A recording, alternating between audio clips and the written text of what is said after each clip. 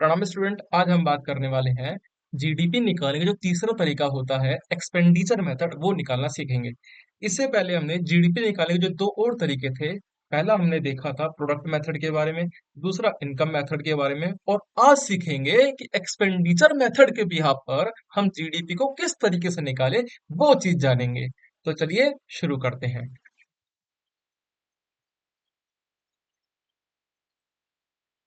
Expenditure method also known as total outlay method. इसको क्या बोला जाता है? टोटल आउटले मेथड के नाम से भी जाना गया है। क्या? Expenditure method. तो वर्ड टर्म ध्यान रखना, टोटल आउटले मेथड बोलूं या एक्सपेंडिचर मेथड बोलूं। अब ये है क्या? Total national expenditure incurred in a particular year, एक पूरे साल भर में जितना खर्चा हुआ, एक्सपेंडिचर हुआ है, ठीक है, by the house hold firm और गवर्नमेंट के थ्रू, इन सब के थ्रू जो भी एक्सपेंडिचर हुआ है उन सबको हम एग्रीगेट कर देते हैं, इनकर्ड कर देते हैं। तो टोटल करने के बाद हमारा जो निकलेगा वो निकलेगा जीडीपी। एक्सपेंडिचर के बिहाफ पर हम निकालना सीख रहे हैं। फॉर्मूला क्या है इसका? GDP at the market price, C plus I plus G plus का एक्स माइनस का एम। ये है क्या कॉन्सेप्ट? इसको गहराई से कॉन्सेप्ट के थ्रू समझो। जैसे कि हम जानते हैं इकोनॉमी में हमारे दो एजेंट होते हैं, टू इकोनॉमिक एजेंट। पहला क्या होता है? पहला होता है हाउस होल्ड और दूसरा होता है फर्म। क्या कहा? एक होता है हाउस होल्ड और दूसरा होगा फर्म। हाउस होल्ड किसी फर्म को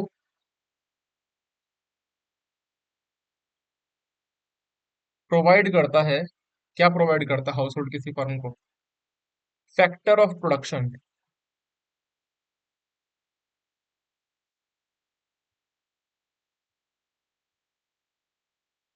हाउस होल्ड किसी फर्म को प्रोवाइड करता है फैक्टर ऑफ प्रोडक्शन। अब फैक्टर ऑफ प्रोडक्शन में क्या क्या आता है भाई, बताओ? हमारा इसमें आता है land, labour, capital and entrepreneurship. ठीक है। बदले में, अब अगर हाउस होल्ड ने फर्म को कुछ प्रोवाइड करा तो बदले में फर्म को भी तो कुछ देना पड़ेगा। तो जो फर्म प्रोवाइड करता है वो इनकम प्रोवाइड करता है। अब इनकम किस तरह से?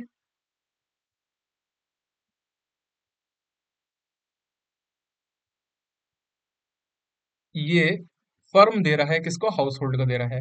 इसको बोलते हैं, अब इनकम दे रहा है तो किन किन फैक्टर के प्रोडक्शन की वजह से उसने इनकम दिया है फर्म ने हाउस होल्ड को, तो इसको बोलेंगे factor of income. What we called the factor of income. यहां तक कॉन्सेप्ट क्लियर है? अब फैक्टर ऑफ इनकम में लैंड के बदले एक फर्म जो हाउस होल्ड को प्रोवाइड करता है वो होता है रेंट। लेबर के बदले जो फर्म हाउस होल्ड को प्रोवाइड करता है वो होता है वेजेस। और कैपिटल के बदले, ठीक है, वो प्रोवाइड करेगा इंटरेस्ट। और एंटरप्रेन्योर को देना पड़ता है प्रॉफिट। यहां तक तो कॉन्सेप्ट क्लियर हुआ। और इन्हीं फैक्टर ऑफ इनकम को हम जीडीपी एट जीडीपी निकालते हैं बाय द इनकम मेथड के थ्रू। इसी को हमने क्या देखा था? जीडीपी निकालना सीखा था बाय इनकम मेथड। ये वाला कॉन्सेप्ट को आपको अच्छे से आ चुका होगा कि फैक्टर को उस पे हमने निकालना देख लिया था। अब हम बात करने वाले हैं, अब ये तो था एक साइकिल जो स्टार्टिंग का इनिशियल साइकिल चला। अब जब हाउस होल्ड के पास पैसा आएगा तो वो खर्च करेगा, कुछ सामान खरीदेगा। और अगर फैक्टर ऑफ प्रोडक्शन हुआ है तो फर्म ने कुछ गुड्स और सर्विसेज बनाई होगी, जो कि किसको बेचेगा जाके? किसको बेचेगा? हाउस होल्ड को बेचेगा। पहले क्या हुआ? फैक्टर ऑफ प्रोडक्शन में फैक्टर ऑफ प्रोडक्शन हुआ, हाउस होल्ड ने फर्म को प्रोवाइड करा और फर्म ने बदले में उनको पेमेंट दिया। जैसे होता है ना कि कंपनी में काम करने जाते हैं तो कंपनी वाले कुछ पेमेंट देते हैं। अब उसी पेमेंट जब हमारे पास आ जाता है तो हम खर्चा करते हैं। तो अब ये फर्म,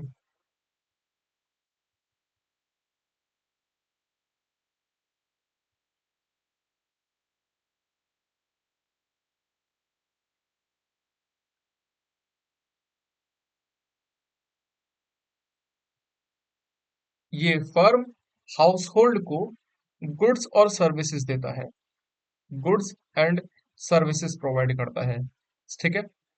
और गुड्स और सर्विसेज जो है ये प्रोडक्ट है पूरा, और इसी के द्वारा प्रोडक्ट मेथड से हमने जीडीपी निकालना सीखा था।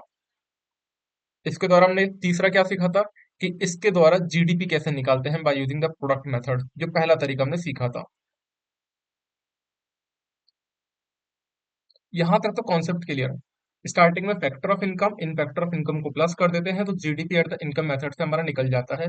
दूसरा होता है जो फर्म अगर प्रोवाइड करता है गुड एंड सर्विसेज को, तो जो भी गुड एंड सर्विस की वैल्यूएशन होती है तो वो हमारा प्रोडक्ट मेथड के थ्रू जीडीपी निकलता है।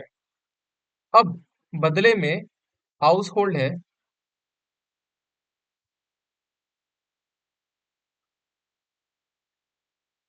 हाउस होल्ड और फर्म के बीच में। अब गुड्स और सर्विसेज फर्म अगर प्रोवाइड कर रहा है हाउस होल्ड को, तो बदले में हाउस होल्ड को इनकम देनी पड़ेगी, पेमेंट करनी पड़ेगी। तो यहाँ पर हाउस होल्ड खर्चा करता है। कैसा खर्चा होता है? कंजप्शन नेचर का खर्चा होता है। तो we called the consumption expenditure, what we called consumption expenditure. और इसी कंजप्शन एक्सपेंडिचर को हमारे में जीडीपी में आज हम निकालना सीखेंगे।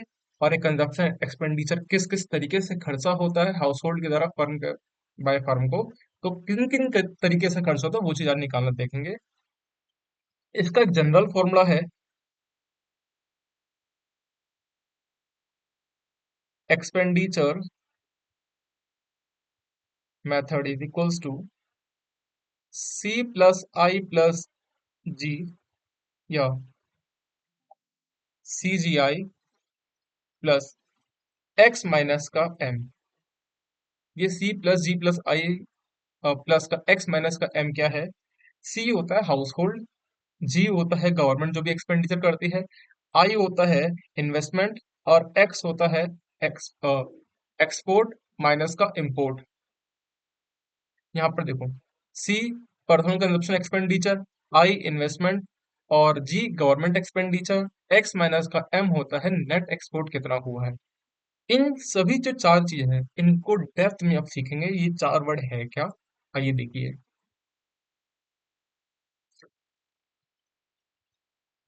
सबसे पहले हमने देखा था सी, जो होता है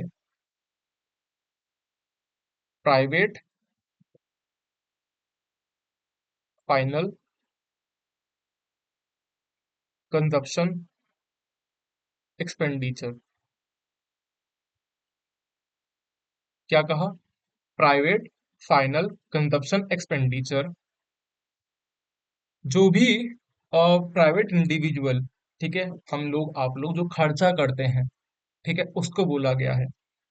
अब ये जनरली कौन होता है? हाउस होल्ड होते हैं generally in term, house hold है, मेनली हाउस होल्ड है। और फिर आते हैं firm, but mainly house hold है। इसके एक और आता है इसमें, non profit institute house serving house hold. मैं एक बार लिख दे रहा हूँ, non profit institute serving house hold, ठीक है।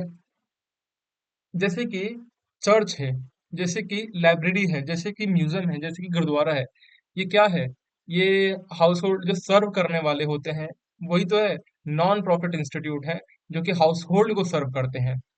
नॉन प्रॉफिट इंस्टीट्यूट है जो कि हाउस होल्ड को सर्व करते हैं, जैसे कि चर्च हो गया, या म्यूजियम हो गया, या गुरुद्वारा हो गया, वो हाउस होल्ड को सर्व कर रहे हैं, ठीक है। या इनके द्वारा जो भी कंजप्शन होता है वो इसमें इंक्लूड में होता है। तीसरा आता है इसमें, resident outside the country,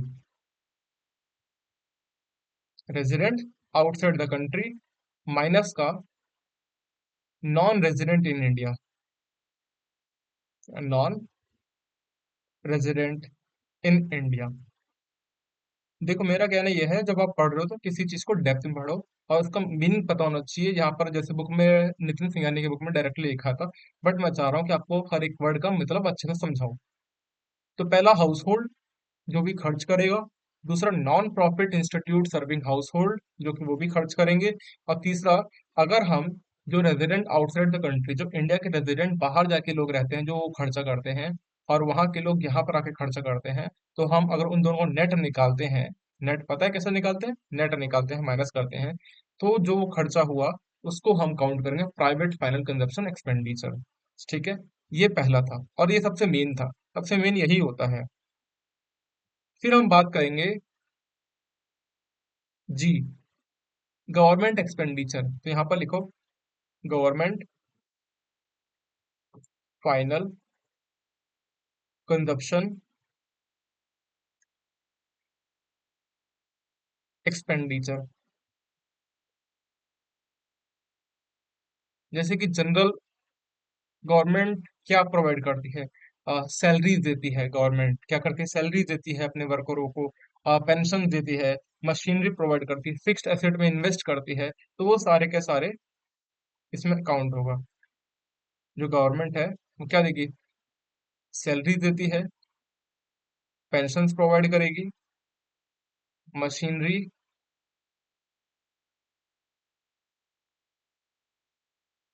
and fixed asset. यहाँ तक कॉन्सेप्ट क्लियर है। फिर ये तो गवर्नमेंट जो खर्चा कर रही है वो हो गया। पहले हमने देखा था कंजप्शन, ठीक है, पहले क्या देखा था, कंजप्शन। फिर देखा था हमने जी गवर्नमेंट। अब इसमें तीसरा आता है आई। आई स्टैंड फॉर, इसको भी अगले पेज पे करते हैं, दैट आई स्टैंड फॉर, इसमें इन्वेस्टमेंट एक्सपेंडिचर, इसको बोलते हैं इन्वेस्टमेंट एक्सपेंडिचर, या इसको बोला जाता है gross domestic capital formation. Gross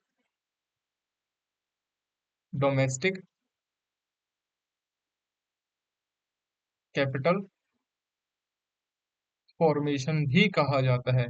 ठीक है, ये कैसे निकलता है, ये इसमें होता है gross domestic fixed capital formation, gross domestic fixed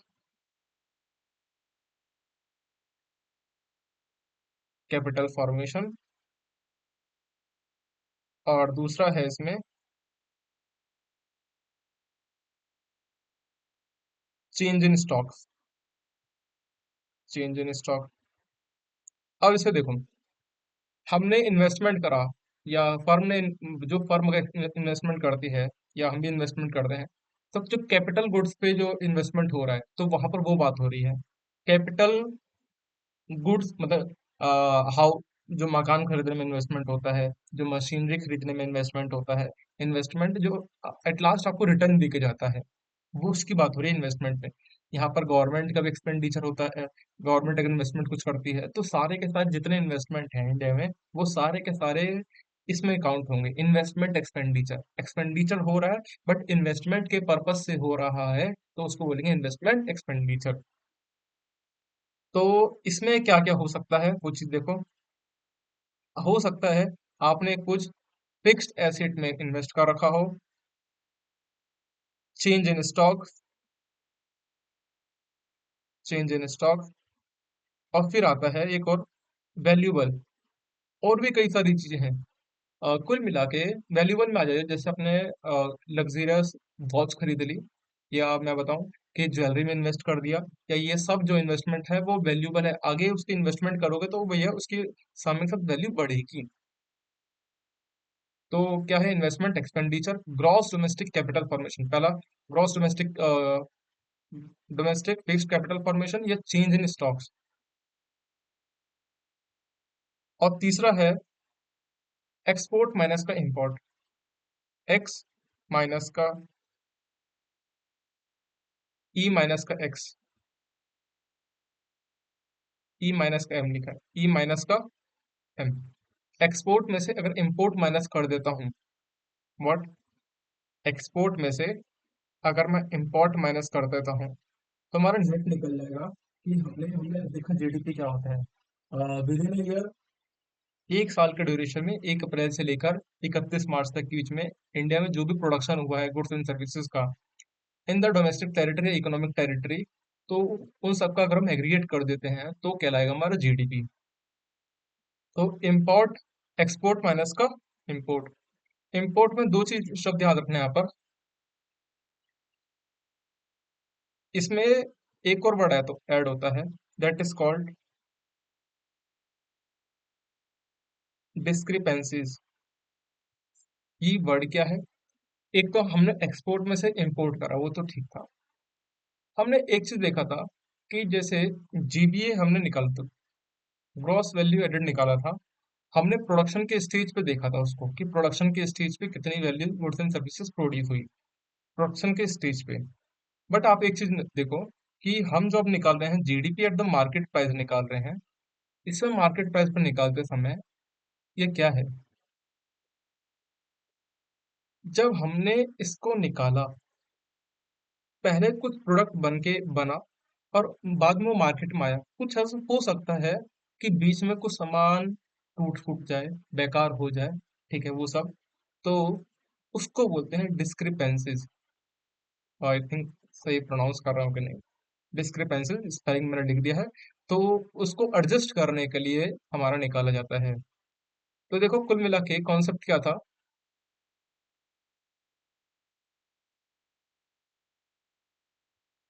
कि जैसे गवर्नमेंट इकोनॉमिक एजेंट हमने देखा था कि सबसे पहले हाउस होल्ड प्रोवाइड करता है फार्म को फैक्टर ऑफ प्रोडक्शन।